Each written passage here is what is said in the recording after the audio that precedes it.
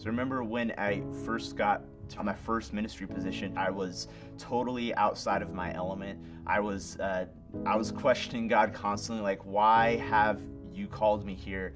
And I remember the first Sunday I walked into our Sunday school to meet my students, and I looked around and there were 2 students in there, and I said, oh, okay, I guess this is a low week. And they said, no, this is literally it. This is our youth ministry.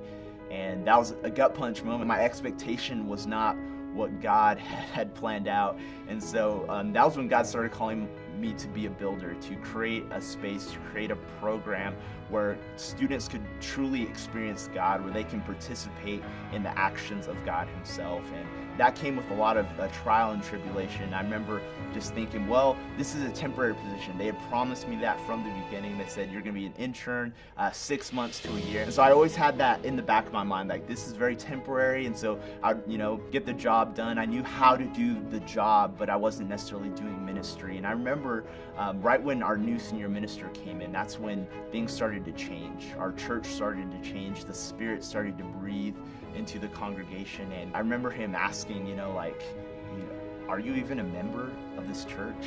And I was like, well, yeah. And he's like, but have you placed membership? And I said, well, no, I just thought being a minister automatically made me a member. And I remember having to stew with that. And it was around that time where I was like, okay, I don't think I'm getting called away.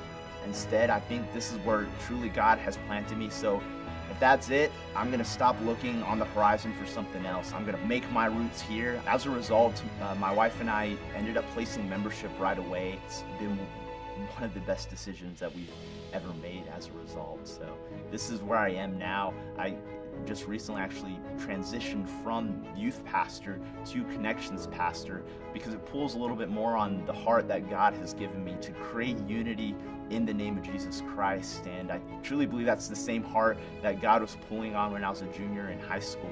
When he first gave me the call to go into ministry, now I'm in my element as a connections minister to make sure people aren't falling through the gaps and really make sure that they're connected to God first and foremost, and also connected to the fellowship of believers at this church.